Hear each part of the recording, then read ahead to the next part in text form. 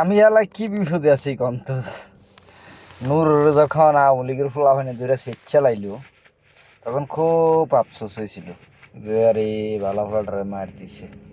আবার এরকম বিএমপিরও কিছু কিছু মানুষের দেখতাম যে কোর্টের দরজায় গিয়া ফ্যান খুললে ফিরে যাইত, পাঞ্জাবি বেড়ে টান দিয়ে সিরিয়াল হয়ে গিত। তারপর মার তো আছে, ইভেন আমার দেশ পত্রিকার সম্পাদক মাহমুদুর রহমানরা পর্যন্ত যখন মারছে তখন খারাপ লাগছে, প্রচুর খারাপ লাগছে যে একটা মানুষের সাথে একটা দল ক্ষমতা থাকলে এইভাবে কিভাবে করে। এখন ক্ষমতার ফালা বদলে এখন না বুঝি ও মা গো এগুলার মারতো কি আরে, নূর যে মারছে, হ্যাঁ আমাদের যে সিম্পেতে ছিল ওইটা ভুল ছিল। কারণ নূর মায়ের খাওয়ার যোগ্য, নূর দৈরে আগামীতে যদি স্বেচ্ছা ওলায় বিন্দু পরিমাণ আফসোস লাগবো না।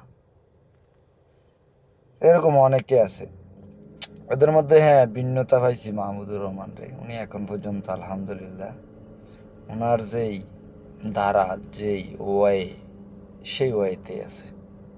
কিন্তু নূর, বিকাশ নূর, রকেট রাশেদ, তারেক, আরে এগুলা মানুষের সামনে কথা বলে কিভাবে আমি এটাই বুঝি না। সুস্থ মানুষের সংখ্যা কি বাংলাদেশে কম নাকি পাগলের সংখ্যা বেশি?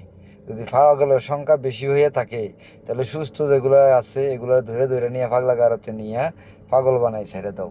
আর যদি পাগলের সংখ্যা বেশি হয়, সুস্থ মানুষের সংখ্যা বেশি হয়, তাহলে এরকম পাগলগুলোর ধৈর্য যারা অযাচিত ননসেন্স টাইপ কথাবার্তা বলে শুধুমাত্র দান্দার বিরিয়ানির আশায়, এগুলার এখনই উচিত জবাব দেওয়া উচিত, নাইলে এক একটা এই ওবায়দুল কাদের, মির্জা ফখরুল হয়ে যাব।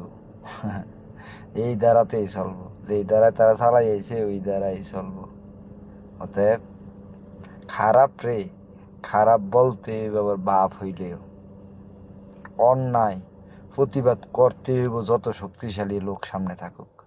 এই দুই জিনিসের উপরে কোনো ওষুধ নাই বাংলাদেশের। এই একটা হলো অন্যায় রে চোখে চোখ রেখে বলে দিতে হবে অন্যায়, আর একটা হইলো খারাপ রে চোখে চোখ রেখে বলে দিতে হবে এটা খারাপ। সিম্পল। তাইলে দেশ উন্নতি হইব, নাহলে এই দেশ আর কোনোদিন কিচ্ছু হইতো না।